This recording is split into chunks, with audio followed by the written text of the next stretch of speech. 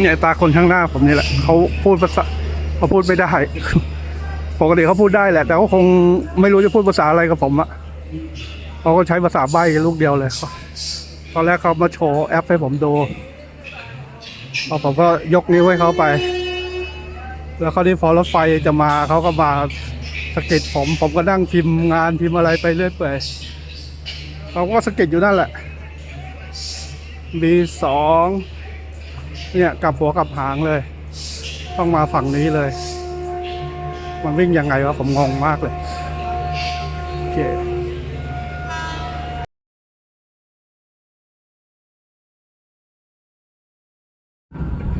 วันนี้เวลาประมาณ 8 โมงนะผมเช็คเอาท์ออกมาจากโรงแรมแล้วกำลังจะเดินทางไปสถานีรถไฟอักราคันซึ่งอยู่ห่างไปประมาณ11 กิโลเมตรค่าโดยสารก็ประมาณ190 รูปีนะตกประมาณ60-70 บาท11 กิโลวันนี้ผมต้องอำลาเมืองอักราไปเข้าไปลุยในเดลีต่อ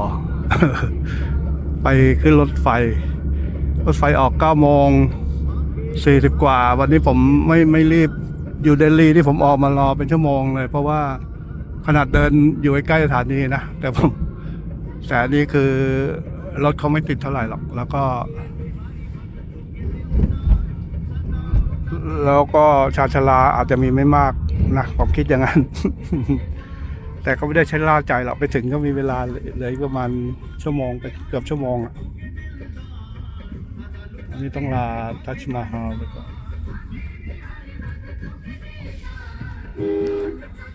ภาพเหมือนบ้านเราเลยเนี่ยเขาสร้างรถไฟฟ้าเสร็จแล้วแต่ยังไม่ยอมคืนพื้นผิวการจราจรอันนี้ก็จะมีโรงแรมที่เขาชูความเป็นซาร์ทก็คือนอนโรงแรมนี้แล้วคุณมองเห็นทัชมาฮาลได้อันนี้ก็ใกล้ทัชมาฮาลเข้าไปละอันนี้ก็คือสถานีหน้าเนี่ยน่าจะเป็นสถานีทัชมาฮาลแล้ว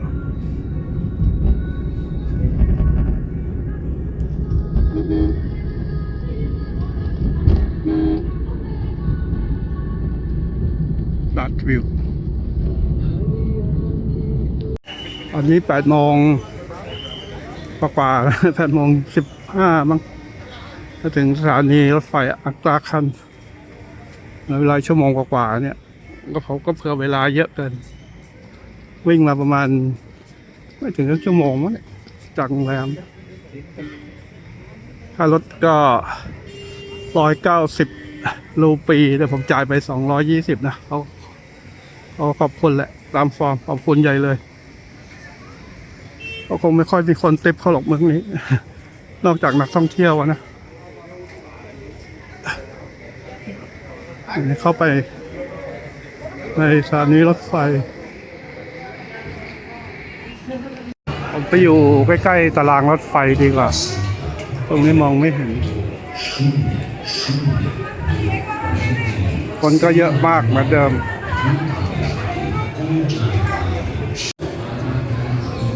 8 โมง 23นะมีกี่แพลตฟอร์มก็ไม่รู้แต่ของผมยังไม่ขึ้นแน่เลย9 โมงกว่าเนี่ยนี่เพิ่ง8 โมง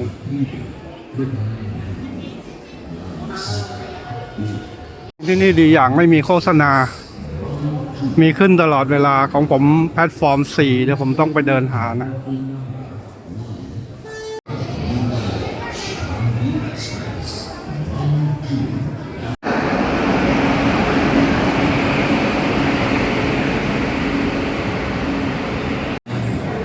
สักคันเอ็กซ์เพรส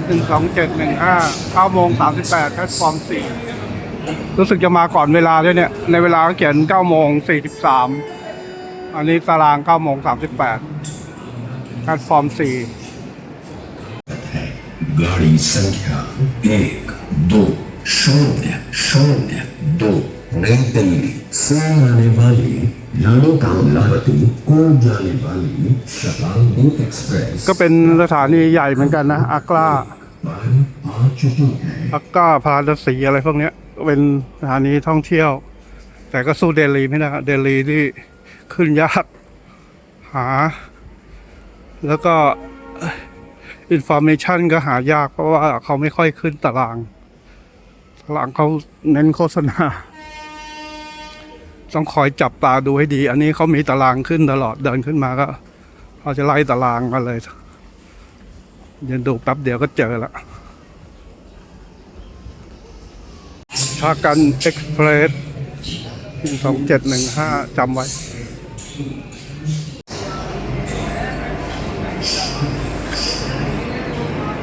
นี่แพลตฟอร์ม5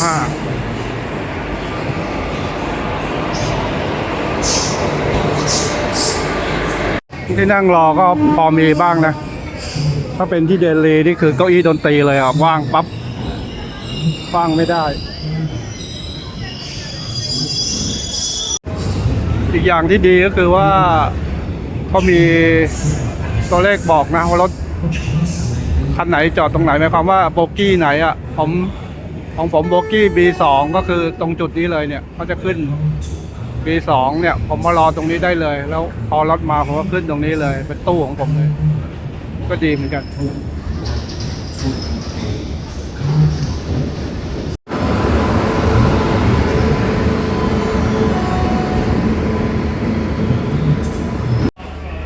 มาพลิกโผตอนท้ายอ่ะพอดีถ้าใครนั่งรถไฟอินเดียเนี่ย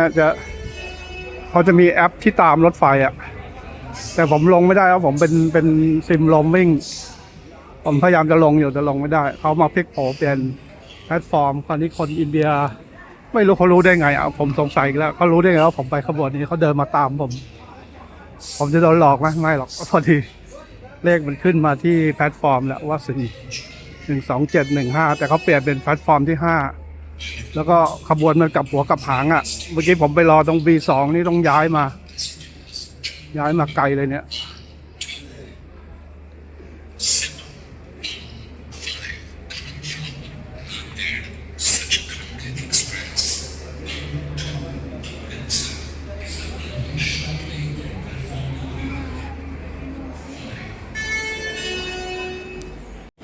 ผมก็นั่งพิมพ์อะไรอยู่ไอ้ตาคนนี้ก็มาดึงแขนผมใหญ่เลยแล้วเขาก็ไม่พูดอ่ะเขาก็เอาแอปมาให้ผมดูว่าเฮ้ยมันย้ายแพลตฟอร์มนะอะไรเงี้ยครับผมก็นั่งเฉยๆนั่งพิมพ์เขาก็มาดึงอยู่นั่นแหละก็เลยเดินตามมามันย้ายจริงแหละ12715มาพลิกโผตอนท้ายซะคือขบวนมันกลับหัวกลับหางอ่ะเราไปรอหัวขบวนเมื่อกี้ใช่ไหมพอมันกลับด้านกันเราก็ต้องเดินย้อนกลับมาอีกเนี่ยตาคนข้างหน้าผมนี่แหละเขาพูดไม่ได้ปกติเขาพูดได้แหละแต่เขาคงไม่รู้จะพูดภาษาอะไรกับผมอะเขาก็ใช้ภาษาใบ้ลูกเดียวเลยตอนแรกเขามาโชว์แอปให้ผมดูผมก็ยกนิ้วให้เขาไปแล้วเขาที่พอรถไฟจะมาเขาก็มาสะกิดผมก็นั่งพิมพ์งานพิมพ์อะไรไปเรื่อยเปื่อยเขาก็สะกิดอยู่นั่นแหละ B2 เนี่ยกลับหัวกลับหางเลยต้องมาฝั่งนี้เลยมันวิ่งยังไงวะผมงงมากเลยโอเค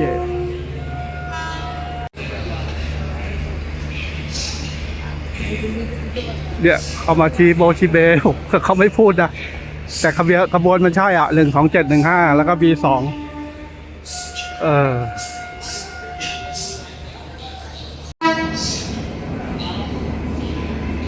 แล้วทำไมเขากลับหัวมาเข้าทางนี้วะ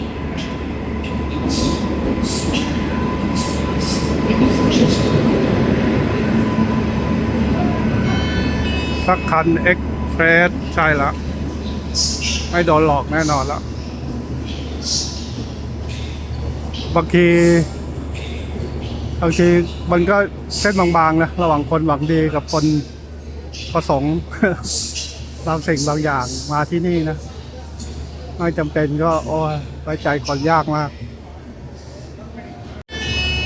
B2 2715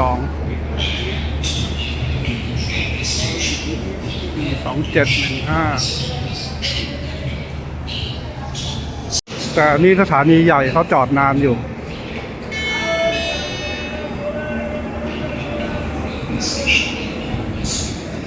มีB5เขาจอดนานอะประมาณ5 นาทีอะจะบอกว่าแกมานั่งข้างๆผมนะแกรู้ได้ไงบอกว่าผมมากระบวนเนี่ยแกมาตามกวักมือเรียกเลยเนี่ยหรือว่ามีการห่อที่นั่งกันนะ ไอ้ตาคนกี้เขาก็พาผมขึ้นมา แล้วเขาก็ไล่ที่ให้เรียบร้อยนะก็เถียงกันอยู่ตอนนี้คือมีคนมามั่วที่นั่งอะไรพูดง่ายๆเขาไล่ให้ผมเรียบร้อยเลยแต่ก็ไม่สำเร็จนะก็ยังเถียงกันอยู่ แต่ว่าไอ้ตาคนเมื่อกี้เนี่ยเขาขอตังค์ผมไป50 รูปีผมให้เขาไปเขาขอตังค์50 รูปี50 รูปีก็10 กว่าบาทขั้นไปเขาสามารถไล่ที่ไม่งั้นไม่จบ แต่ตอนนี้เขาเถียงกันอยู่มันมีคนมั่วแน่นอนเพราะมันนั่งได้แค่6 คนแต่นี้นั่งกัน4 5 6 7ตอนนี้นั่งกัน8 คน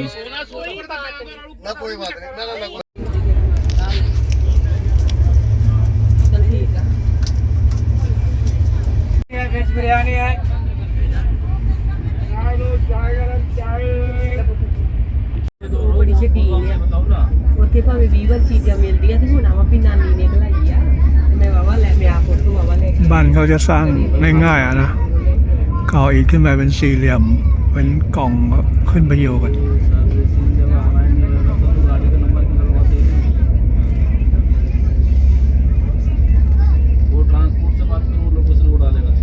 เมื่อกี้รถจอดที่สถานี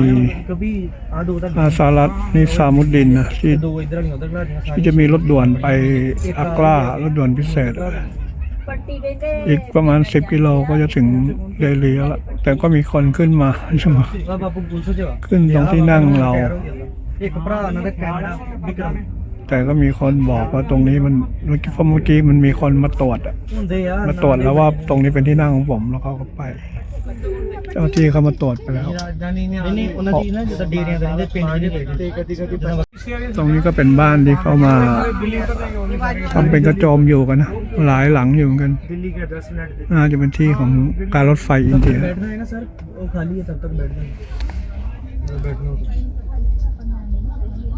รอขึ้นหรือเปล่าเราต้องรีบลงหรือเปล่าผมมายืนรอกันเต็มเลยรถไฟมาถึงสถานีเดลี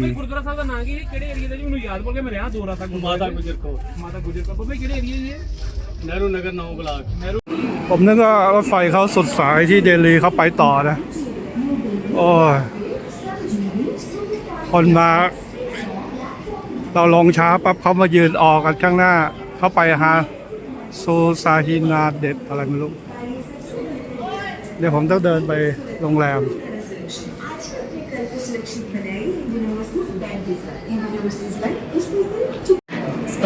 มารถไฟแบบนี้นะ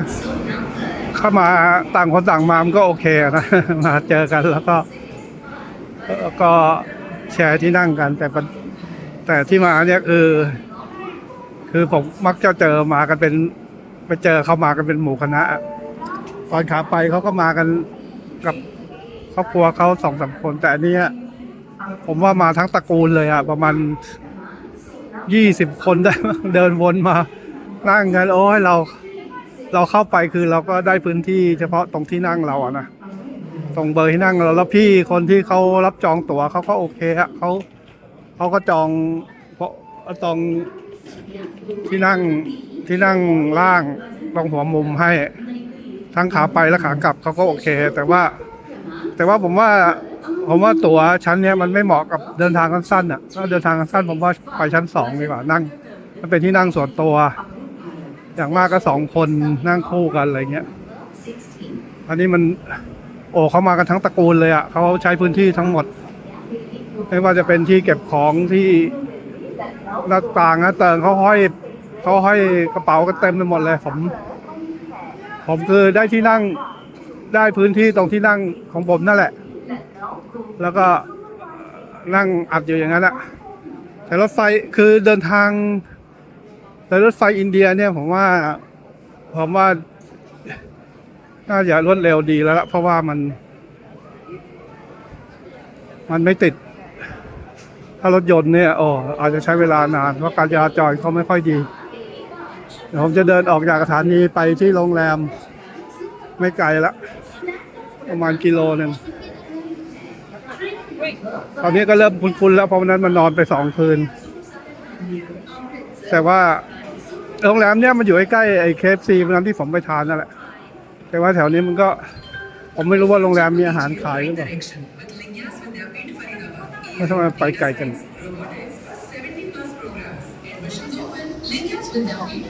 ทางนี้เลยเดี๋ยวผมจะลองเสียงลงไปทางนี้ก่อนมันต้องหาทางออกก่อนมันไม่เหมือนวันนั้น วันนั้นมาบ่นตั้งหลายรอบจะจำได้ แต่ถ้าออกไปก็คือจำได้อะเพราะมันไม่ยากทางมันซับซ้อน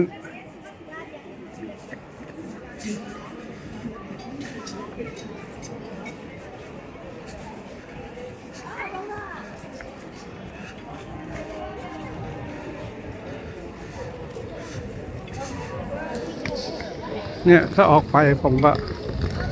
ถ้าเห็นถนนก็น่าจำได้แล้ว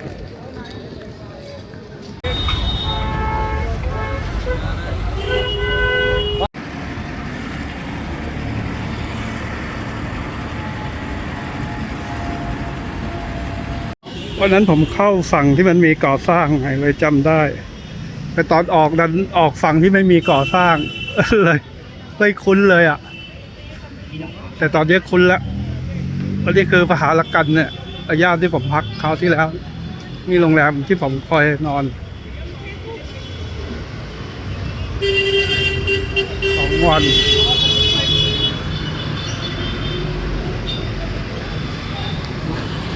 ผมยังบอกว่าไม่ง่ายนะใครมาครั้งแรกผมไม่แนะนำเลยมาขึ้นรถไฟที่สถานีเดลีเนี่ยมันมีหลายทางมากและหลายแพลตฟอร์มมากถือว่ายากอ่ะ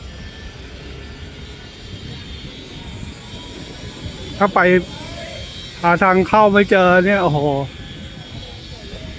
แต่เดี๋ยวผมเดินไปประมาณสักไม่เกือบกิโลอ่ะจะไปถึงที่พักผมมันจะอยู่ใกล้ร้าน KFC ที่ผมมากินวันนั้นแหละก่อนที่ผมจะไปอักลาวันนี้เกือบบ่าย2 โมงแล้วยังไม่ได้ทานอะไรเลยวันนี้ไม่รู้โรงแรมเขาผมเห็นบางทีก็มีห้องอาหารนะแต่บางคนบางรีวิวเขาก็บอกไม่มีถ้ามีผมจะได้สั่งกินเลยอินเดียช่วงเที่ยงบ่ายโมงบ่าย2เนี่ยไปเที่ยวไหนไม่ได้เลยนะเนี่ยร้อนมากอากาศร้อนเหงื่อไหลเป็นปี๊บเลยอะแต่คนอินเดียเขาชินอะเขาออกมาเดินกันได้เราเดินนานไม่ได้ประกอบกับยังไม่ได้ทานข้าวเลยเดี๋ยวขอเข้าโรงแรมก่อนมาถึงแล้ว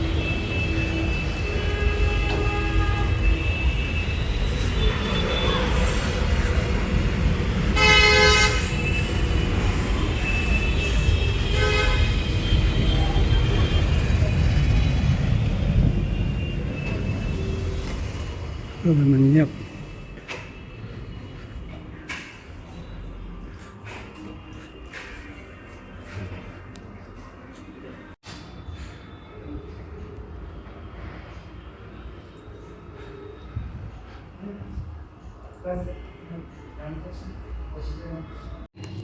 โรงแรมนี้กระทัดรัดมากอ่ะลิฟต์อย่างกระทัดรัดเลย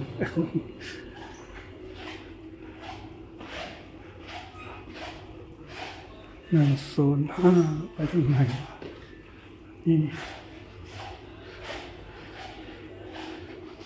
สด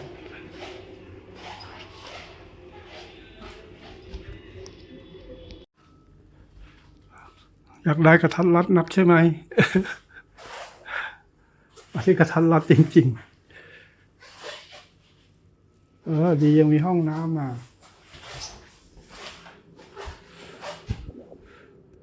แต่อันนี้ถูกกว่าโรงแรมไอ้ตรงพหลกัน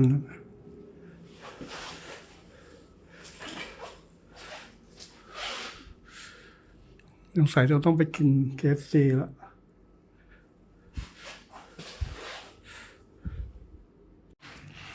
แอร์ที่นี่เหมือนโรงแรมที่อากราเลยอะต้องไปเข้าไปเซตอะไม่งั้นเขาจะทำอุณหภูมิไปถึง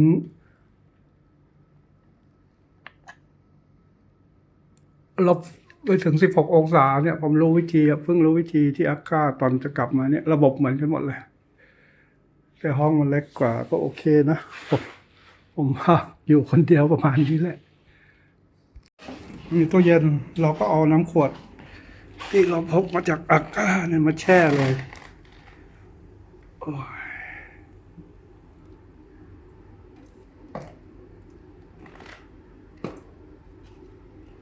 เปิดสิ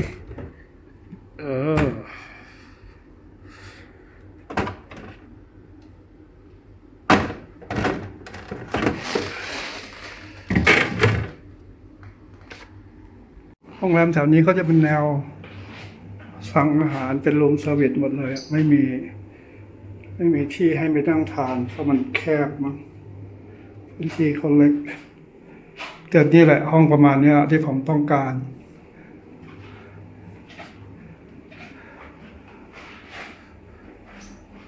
ปลั๊กโอเคโบมี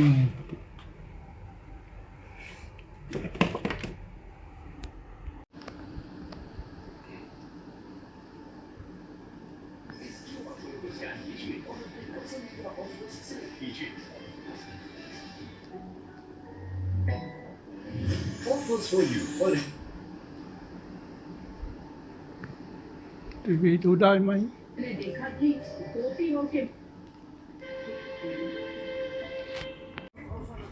แล้วนี่มันจะไปโชว์ที่ไหนเนี่ย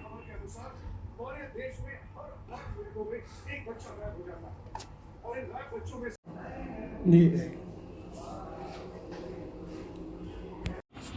ในสุดก็ต้องไปหา KFC กินแล้วอยู่ตรงนี้ เดินข้ามถนนไปอากาศร้อนมากเลยวันนี้ไม่ได้ใส่เสื้อคลุมออกมาเลยนะพอที่ผมใส่เสื้อคลุมเหงื่อตกเกลียบพอไปกิน KFC แล้วกันไม่อันนี้ไฟบังคับอ่ะผมขี้เกียจสั่งมานั่งกินในห้องเดี๋ยวถ้าแดดลมๆอยากจะออกไปเดินดูจริงๆในเดลีก็มีที่เที่ยวเยอะนะโบราณสถานอะไรเนี่ยเยอะแยะมากเลยอ่ะแต่เหงื่อเราจะตกซะก่อนอันนี้70 บาทไทยนะ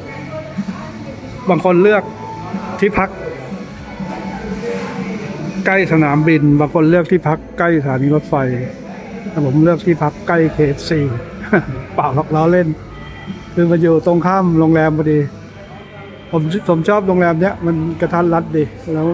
ห้องมันโมเดิร์นดีเดี๋ยววันนี้ผมลองไม่ใส่เสื้อคลุมแล้วผมจะลองเดินแบบไม่ร้อนบ้างเพราะมันอากาศมันเริ่มไม่ใช่อากาศคือตอนนี้มันเวลามันเริ่มบ่ายคอยอ่ะเดี๋ยวผมทานเสร็จแล้วผมจะเดินไปเดินเล่นเข้าไปในเมืองจริงๆมื้อเนี้ยผมอยากจะทานสลัดหรือว่าแกงหรืออะไรสักอย่างหนึ่งแต่มันไม่มีอ่ะผมขี้เกียจสั่งในห้องมาทานในห้องอ่ะมันไม่สะดวกสบายผมก็เลยเดินออกมาดูอันนี้ก็ทานเป็นอาหารเช้าไปแล้วกันบ่าย 3 โมงแล้วเดี๋ยวเย็นๆเดี๋ยวไปหาอาหารที่อยากทานต่อ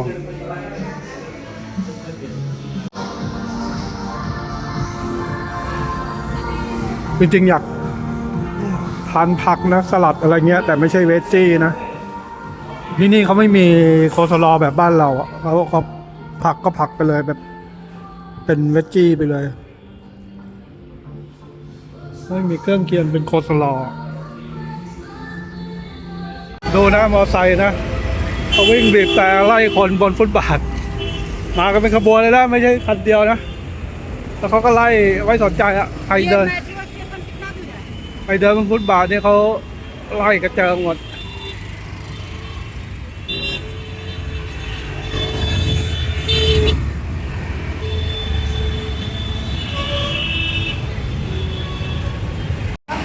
นี่เกิดวิกฤตพลังงานว่าเนี่ยรถมาต่อคิวกันเพียบเลยมีน้ำมันขายหรือเปล่า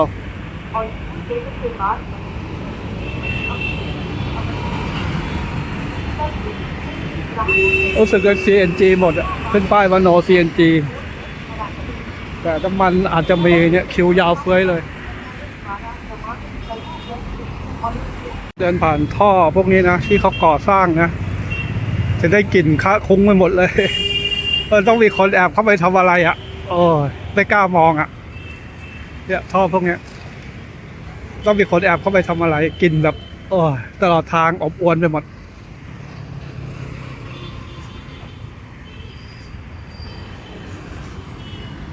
มีอุโมงค์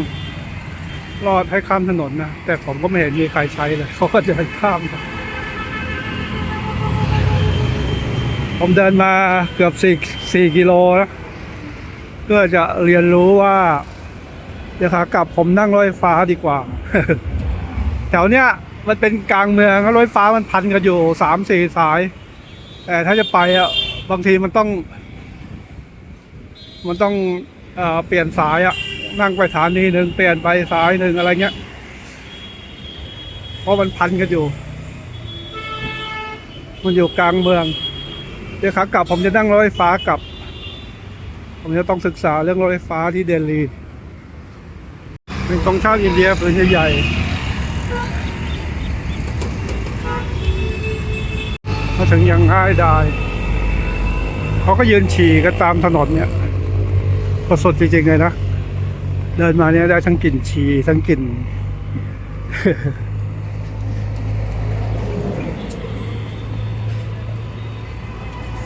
นี่มัน4 โมงกว่าแล้วถ้าเขาปิดก็ค่อยว่ากัน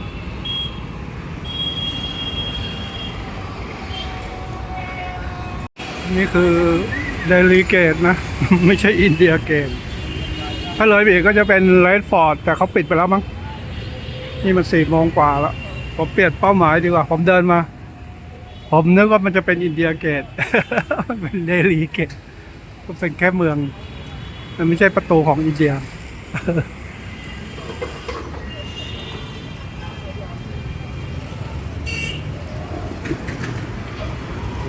เอารถไฟฟ้าดีกว่าที่นี่ดีอ่ะมีแอร์เหมือนบ้านเราเลยเข้ามาก็เย็น ไม่เหมือนที่เกาตาร์แล้วก็ที่อักราก็ไม่มีแอร์นะยาวมากอ่ะซื้อสมาร์ทการ์ดดีกว่าเป็นคิวรถท้อผมเลยพักไป200 รูปีเขาขอซิมอินเดียผมไม่มีขอเบอร์อินเดียแต่เขาก็เอามาให้จนได้สมาร์ทการ์ดเพราะว่าต้องใช้อีกหลายเที่ยวจริงๆคือขบวนเมื่อกี้ผมงงอยู่ว่าไปทิศไหนเมื่อกี้ลงมามัน2แต่พอขึ้นอยู่บนมัน2พอลงมามันกลายเป็น1ลงทุนสมาร์ทการ์ดเลย200 รูปีก็60 กว่าบาทแต่คิดว่าใช้เกินแน่นอนเดี๋ยวจะต้องไปเติมเงินไม่รู้คืนเงินได้ป่ะเขาบอกคืนได้แต่ผมก็ตั้งมาเถอะก็คืนไม่ได้ก็ค่าประจำ50 บาท10 กว่าบาท50 รูปีเนี่ยก็ขอซิมอินเดียด้วยนะแต่ผมบอกผมไม่มีอ่ะไม่รู้ทำไงแต่เขาก็เอามาให้จนได้เขามาทีอยู่นะรถไฟเดลี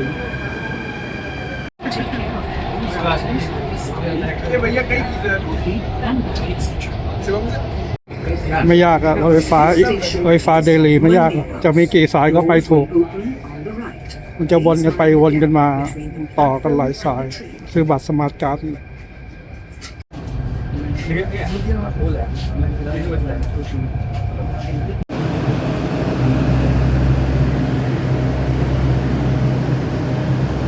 อันนี้ไม่ยากอะรถไฟฟ้าเดลี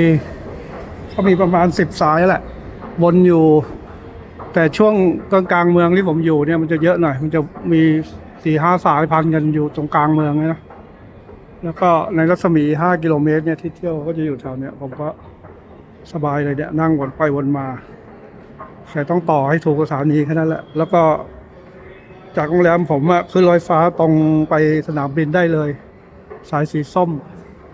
โรงแรมใกล้โรงแรมผมมันจะมีสถานี2 สีคือสีน้ำเงินกับสีส้มสีเงินคือเข้ามาในเมืองได้สีส้มก็ออกไปสนามบินก็โอเคนะตอนนี้สบายแล้วเนี่ยรถเขาติดอะไรเนี่ย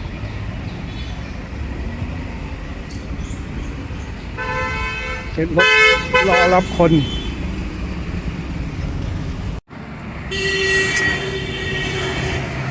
ที่ไปต่อแถวอยู่ตั้งนาน ซื้อตั๋วปรากฏว่าเขาซื้อสมาร์ทการ์ดคือไอ้แถวที่ไม่มีคนนั้นโอ้โหไปต่ออยู่ตั้งนาน ผมก็เลยเติมมา150แล้วก็ deposit 50แต่ไม่รู้ว่าเขาได้คืนเปล่าถามเขาก็ทำหน้าใส่หัวแต่ผมลืมไปใส่หัวมันอาจจะได้ก็ได้แต่ผมไม่ได้ถามเขาต่อผมเติมไป150เต็มกี้นั่งมา20กว่ารูปีแต่ว่าค่ารถไฟฟ้าที่นี่ก็ผมเห็นเขานั่งกัน60-70มีนะเมื่อกี้ผมดูราคาตอนที่รอคิวยาวๆน่ะแต่ว่าก็คุ้มอ่ะต่อให้เขาไม่คืนตังค์ก็ไม่เป็นไร50รูปีก็10กว่าบาท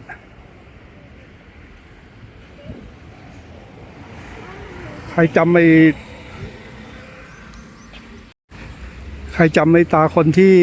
มาจงผมที่สถานีรถไฟอาก้าได้ไหมสถานีรถไฟนั่นแหละผมนั่งอยู่ดีเขาก็มานั่งแล้วเขาก็มาทำชี้มือชี้ไม้ว่าผมจะไปขบวนนี้ใช่ไหมอะไรเงี้ยมันก็มีช่วงหนึ่งผมก็เผลอหยิบตั๋วให้เขาดูเขาก็รู้ว่าผมคันไหนเบอร์อะไรเงี้ยพอรถมาเขาก็มาเรียกผมก็ใจเย็นนะผมรู้ว่ามันจอดนานไงผมก็นั่งพิมพ์ Facebook อะไรผมไปเขาก็มาตามนั่นแหละให้ผมไปรถมันเปลี่ยนแพลตฟอร์มเป็นจาก4เป็น5ก็อยู่ที่เดียวกันแหละแค่เดินแต่ว่ามันกลับหัวก็เลยต้องเดินย้อนกลับไปแต่ว่าพอไปถึงตู้เนี่ยผมก็เฮ้ยเขาจะไปตู้เดียวกับเราเหรอวะเขาขึ้นไปปั๊บพอไปถึงเขาไปไล่คนที่นอนอยู่อ่ะ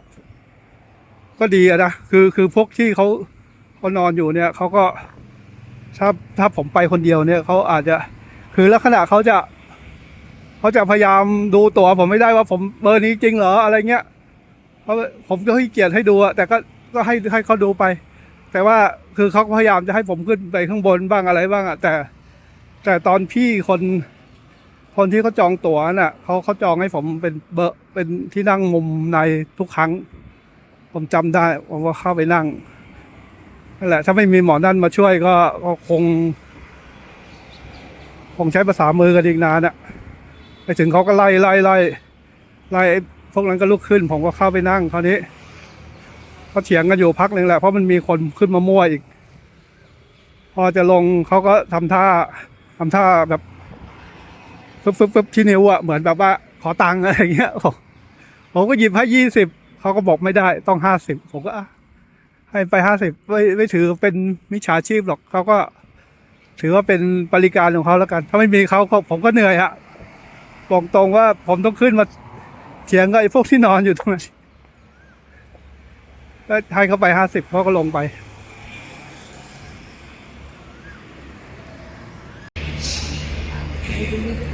เดี๋ยวแถวนี้จะทานอาหารเย็นได้ไหมเนี่ย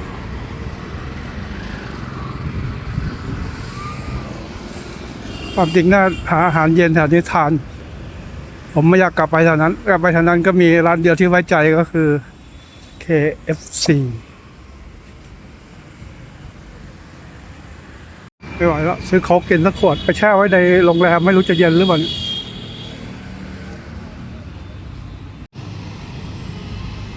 25แกก็หายไปเรื่องอะไรไม่รู้หรือวันนี้เขาปิดเนี่ยผมมาได้ถูกวันจริงๆไปที่ไหนก็มีการตรวจ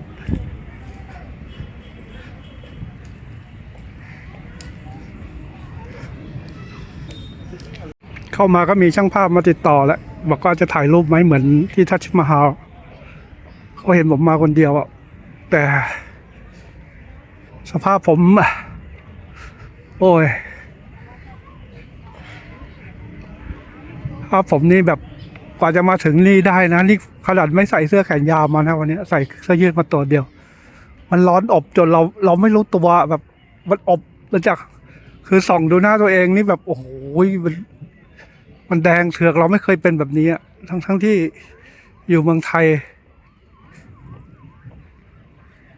อากาศร้อนยังไงเราก็ได้แต่อันนี้มันร้อนแบบเราไม่รู้ตัวมันอบออกมาข้างนอก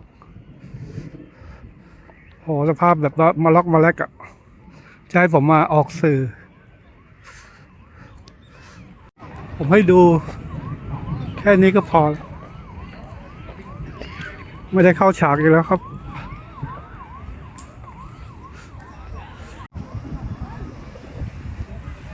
อะไรทำไมเขามาตรวจตอนออก มันยังไงเนี่ยงงตอนเข้าไม่ตรวจตอนเข้าเขาสแกนนะแต่ก็เขาก็ไม่ได้สนใจอะไร แต่พอออกทำไมเขาคนน่าดูเลย ขโมยดอกไม้ไปบ้าง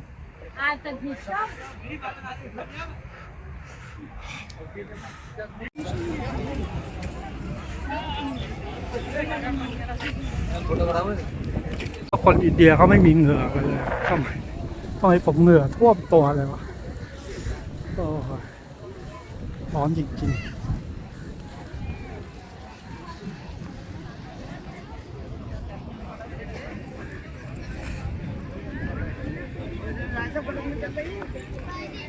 อ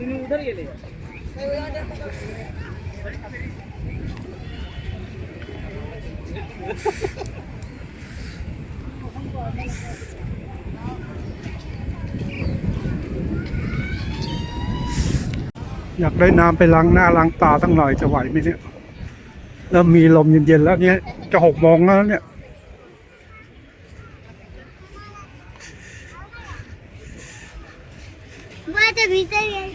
พอจะโอ้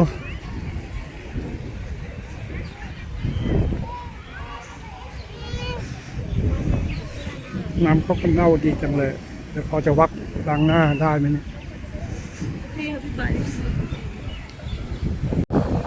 ตอนนี้อยากได้น้ำก๊อกเท่าไหร่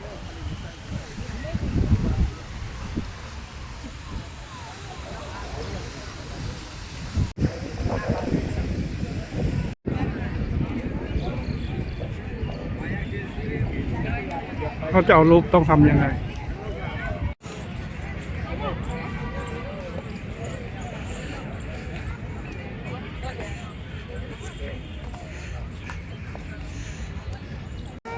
ความจริงเขาก็สวยดีนะ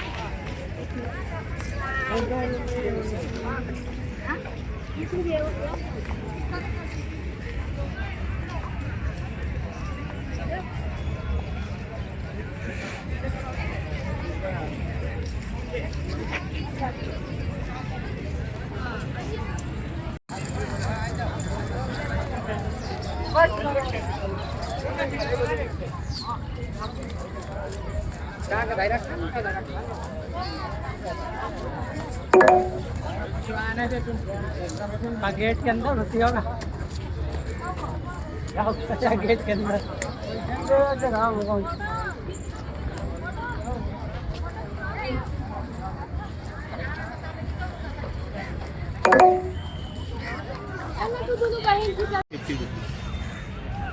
นี่เขามาทำอะไรกันฮัลโหลนี่เขามาทำอะไรกัน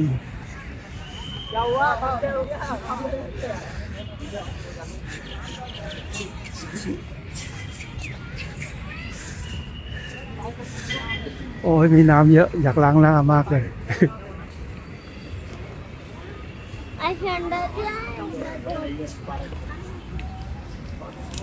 อันนี้หมายถึงเขามีห้องน้ำใช่ไหม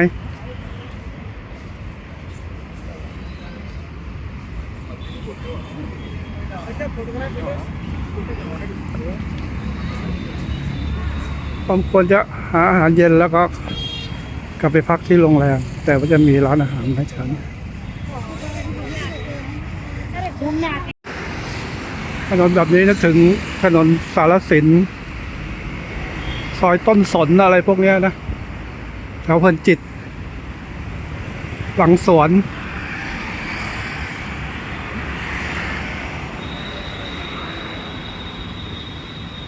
ถนนวิทยุอะไรเงี้ยร้านอาหารหิวข้าว Government of India Ministry of โอ้ยนี่กระทรวงอะไรเขาเนี่ยผมนึกว่าร้านอาหารดูเขาประดับไฟซะดูข้าวอ่ะเดินเข้ารถไฟฟ้าแต่ผมเห็นทางนี้มันมีอะไรแสงสีมันจะมีร้านอะไรให้กินข้าวบ้างไหม หิวข้าว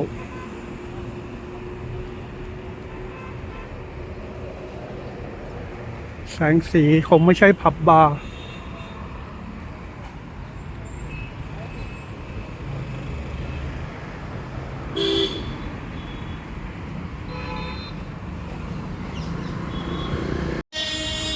เนี่ยอะไรเนี่ยบิสโทรมีอาหารไหมเคบับเพราะว่าเวทนอนเวทก็มี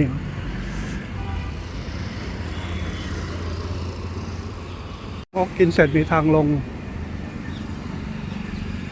มีทางลงไปรถไฟฟ้าด้วยเอาแถวนี้แหละมีอะไรให้กินบ้าง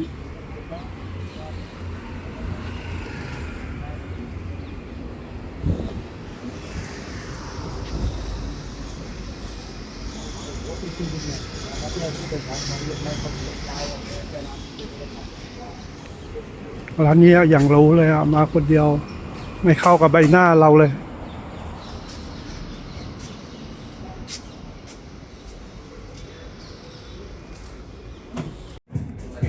ไทยอีกแล้วผัดไทยก็มีไก่ย่างก็มีแกงไทยก็มีจะไว้ใจได้ไหมบรรยากาศเขาไม่เหมาะกับหน้าตาเงาเลยเขาเชียร์เบียร์แต่ผมไม่มีอารมณ์กินเบียร์แล้วผมหิวข้าวมาก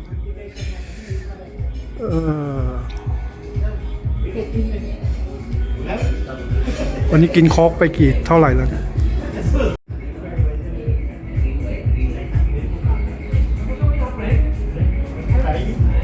จริงๆผมอยากทานข้าวอ่ะผมจะสั่งข้าวกับไข่เจียวมันอย่างอื่นก็กินได้อ่ะแต่ว่ามันไม่อยากกินอ่ะอยากกินข้าวกับไข่เจียวตอนนี้ผมเห็นก็มีโทสต์ผมก็บอกว่าผมไม่เอาโทสต์นะผมเอาไข่เจียวกับข้าวแต่ว่าเข้ามาแบบนี้ผมก็เลยกินแบบนี้ดีกว่าเพราะเชียร์เบียร์เชียร์ไวน์เลยเยอะมันไม่มีอารมณ์จะกินแล้ว กินไข่เจียวกับนี่ก็โอเคละแต่ร้านนี้เขามีน้ำแข็งหลอดแบบไม่ธรรมดาเนี่ยนี่ก็อิ่มแล้วพรุ่งนี้ค่อยว่ากันมาที่นี่เปลืองโค้กมากอ่ะกลับไปต้องอดเป็นเดือนแน่เลยโค้กกินทุกวันเลยมันกระหายน้ำมาก จริงๆคืออยากกินข้าวแกงอ่ะมันไม่รู้นะคนเรามันเคยอะนะมันกินขนมปังกินอะไรมันก็ไม่รู้สึกอิ่มอ่ะมันเหมือนกินเล่นๆอ่ะถ้ามันไหนมื้อไหนมีข้าวมีแกงเนี่ยแกงสักหน่อยหนึ่งมีข้าวนะแค่นี้ก็อิ่มละรู้สึกอิ่มจานเล็กๆก็พอแต่พวกนี้มันเหมือนของทานเล่นอ่ะมีขนมปังมีอะไรเงี้ยวันนี้ก็ซัดโค้กไปเท่าไหร่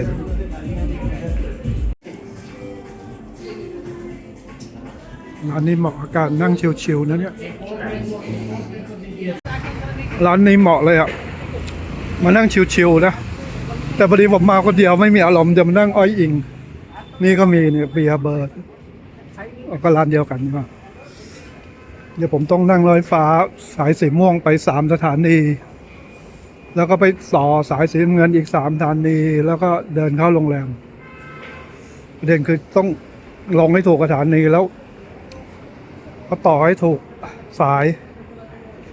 ยังไม่เคยต่อที่เดลีนเลย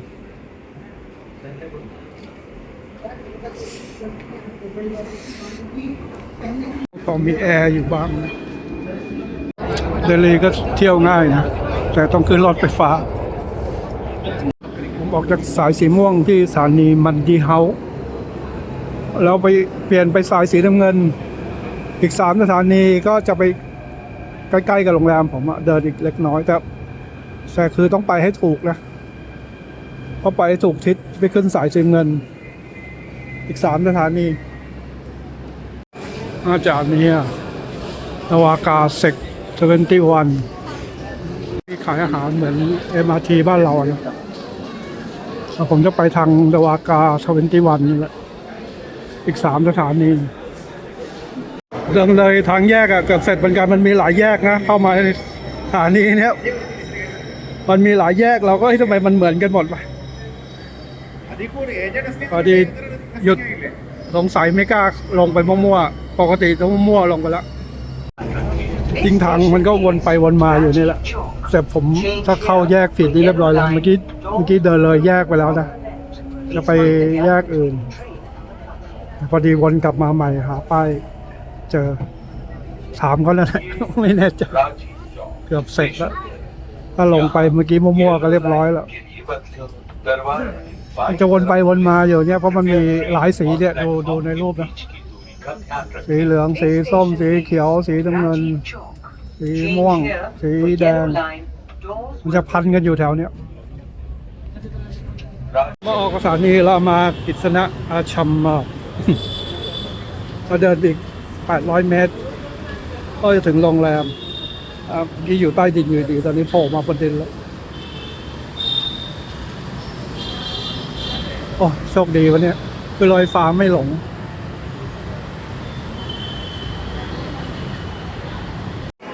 นั่งไป2 เที่ยวใช้ประมาณผมเห็นเหลืออยู่95 รูปีนะใช้ประมาณ55 รูปีก็ตกประมาณ10 กว่าบาท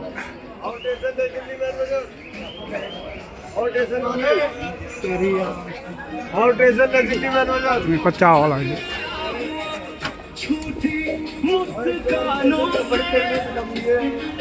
เป็นรามากิษณะเหรอ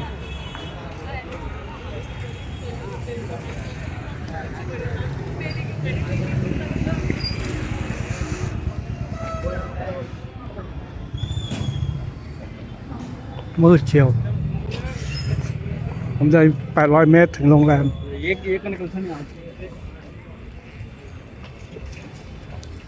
แต่วันนี้ไปก็คือถ้าเที่ยวในเดลีก็คือจะไม่เรียกรถอีกแล้วเดินไปขึ้นรถไฟฟ้าอย่างเดียว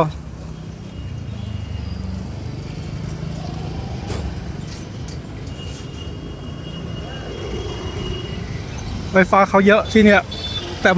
มันยากไอ้ตรงที่ตอนต่อสายอะว่าลงมาแล้วปั๊บต้องเข้าให้ถูกช่องเขาอะเข้าให้ถูกช่องแล้วที่ถูกทิศทางด้วยมันวิ่งไม่งั้นวิ่งออกห่างไป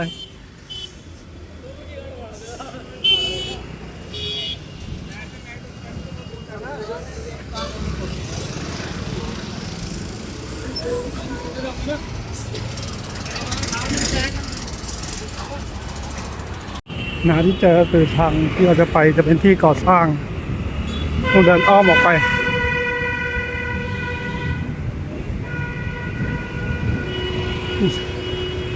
ย่านนี้เขาเรียกย่านรามากิษณะ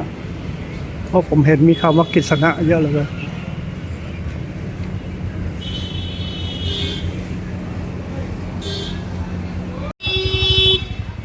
คึกคักอยู่นะย่านนี้มีโรงแรมเยอะเขายังเรียกหาละกันอยู่เปล่าไม่รู้แต่นี่มันห่างไอ้ตรงแถวรถไฟมาประมาณกิโลนึงอะ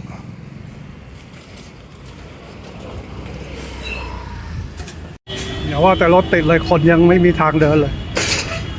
ผมต้องข้ามไปฝั่งโน้นโรงแรมผมอยู่ฝั่งนี้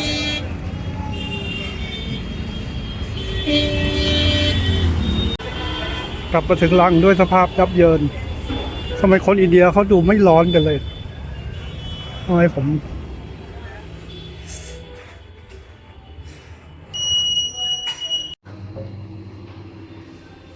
ถึงรังแล้ว